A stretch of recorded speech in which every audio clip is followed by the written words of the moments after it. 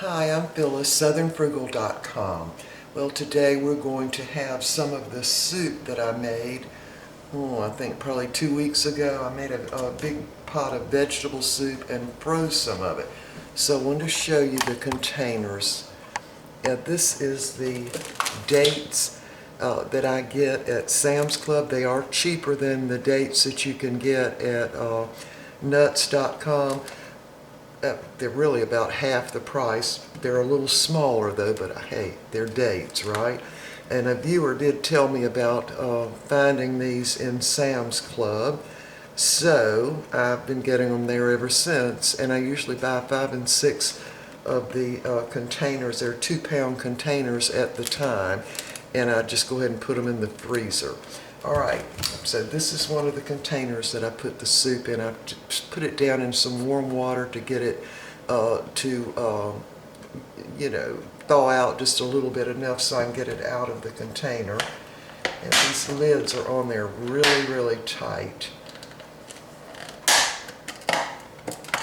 And what you end up having to do is split the corner of them a little bit to get them to come off, but that's okay, you can still reuse them. I usually split one corner here and the opposite over here. Alright, so we're going to dump this into a pot. So it's not completely thawed out yet.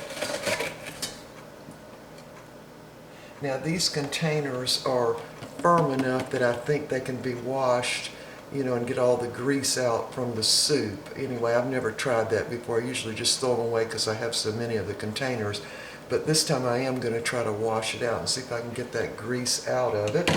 So we're going to put the lid on this pot and just turn it on sort of medium-low and let that soup get ready.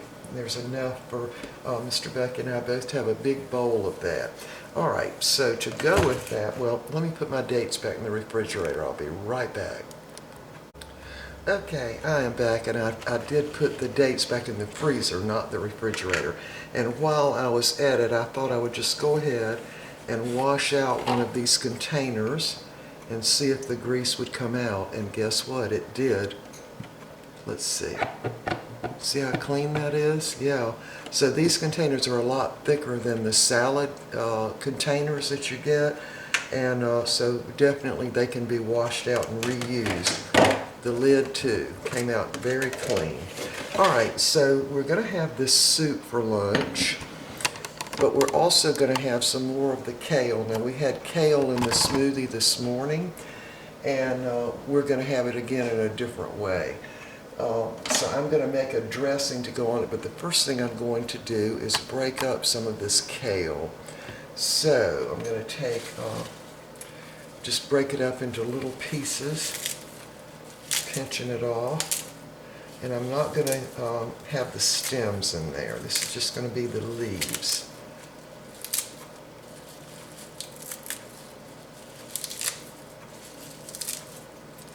Now this is some of the prettiest kale we have gotten in a while.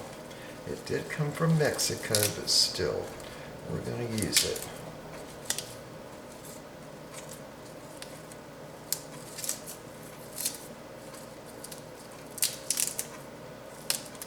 Alright, we're going to use one more. Find a really curly one. This will work. That's putting it down in the water makes it really crispy, although it was crispy when we got it. Again, I'm not going to use the stems, so I'm just going to break that off right to start with, and then just break it up in little itty-bitty pieces. To me, kale, when you eat it raw, it reminds me of eating coleslaw. In fact, we're going to sort of make it like coleslaw. Alright, that ought to be enough. Let's see if I can find some more on that. Whoops.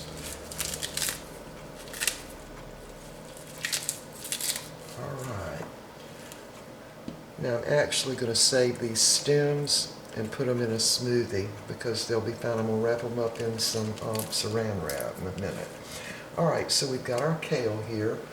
Now I'm going to put a little bit of the pink Himalayan salt on it. Not much, but just a little bit.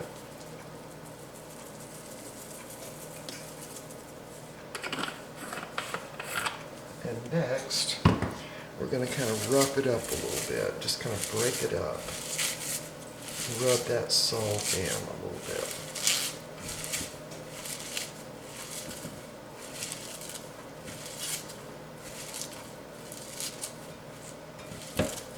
So what I'm doing is making a side dish to go with the soup. I've also got some French bread already in the oven. We'll have some buttered French bread with that soup.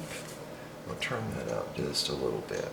Okay, so now what we want to do, there's a little piece, let me use that too.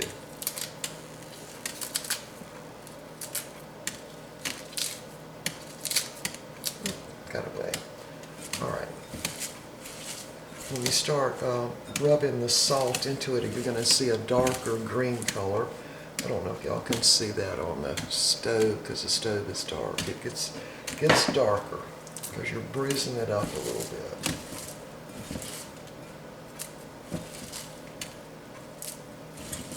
Yeah, this was some beautiful kale. I just love it when it looks real pretty like that.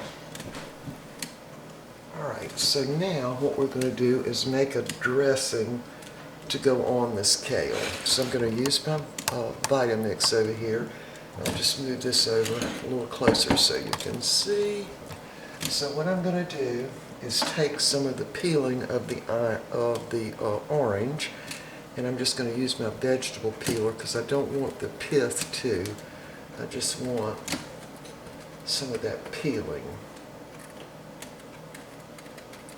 And again, this is going to be a dressing to go on the kale. So I'm using about 3 wide strips, about like that. And then I'm going to go ahead and cut this in 2. There's another orange that's that reddish color. I'm not sure what that's about, but anyway, I'm going to just squeeze the juice in there. Some of the pulp too while I'm at it.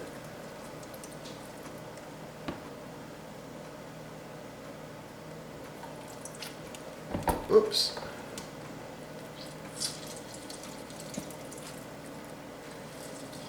So that was about 3 slices of the orange peeling,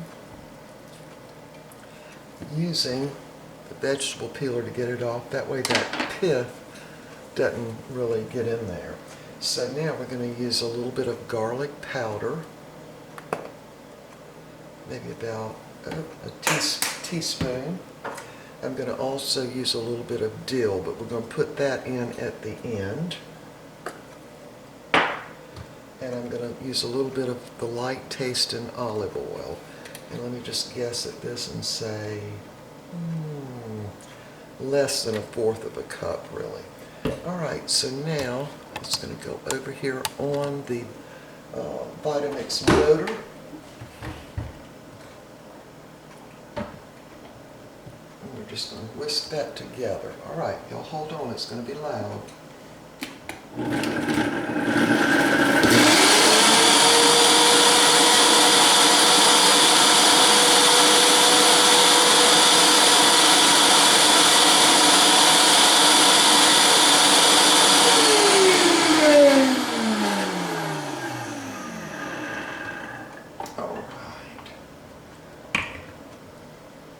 Smells great, but some of that orange did not get in the blade, so I'm going to have to add a little bit of water.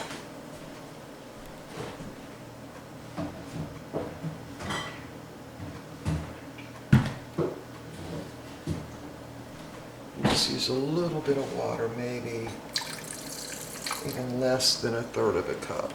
Probably more like 1/4 of a cup. See if that'll do it. Alright, here we go again.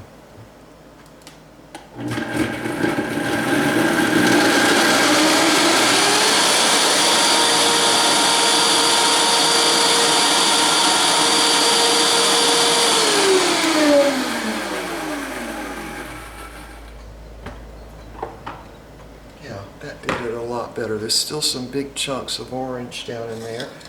So what I'm going to do is pour that in a little cup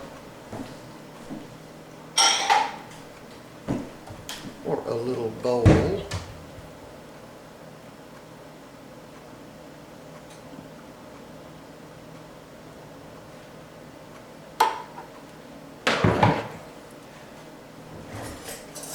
Let's see if we need a little sugar in that.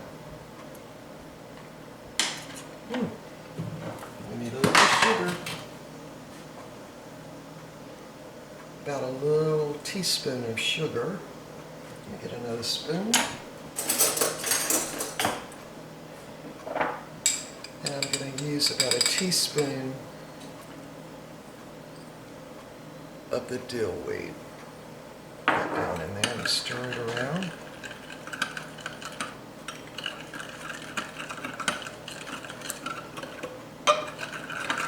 Alright, that ought to do it. Now we're just going to dump this on our broken up kale and do some more mixing. See how it goes way down?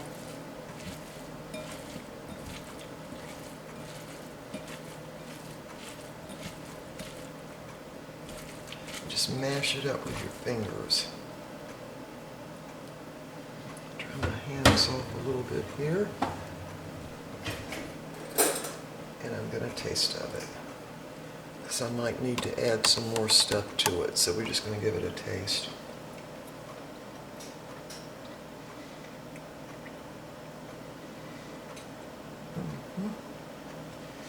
It definitely takes away the bitter taste of the kale. Sometimes it tastes bitter.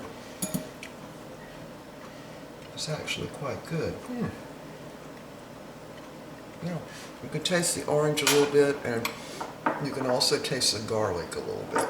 Okay, y'all, we'll be back when this soup gets heated up, and I'll show you what the plate looks like. This is good, good, good. Okay, we are ready to eat our main meal of the day. Here's that little kale salad, and I went ahead and sliced one of those oranges. As I recall, I think these are called blood oranges, or at least some variation of the blood orange. There's the vegetable beef soup I fixed, I think 2 weeks now. Some little lemon squares for dessert, and some French bread, and I just brushed a little butter on those. And of course our iced tea. Yeah, so we are ready to eat. There's my plate. I'll give you a close-up of that salad. Those oranges, by the way, are absolutely delicious. They're much sweeter than regular oranges. And there's the soup. I like the clearer soup. And there's a little lemon square. I think I've done a video on the lemon squares. And I also think I've done a video on the vegetable soup made with actually lean ground chuck. Okay, y'all, we will see y'all next time. And this kale salad, by the way, I definitely tasted it. It is delicious. All right, see you next time.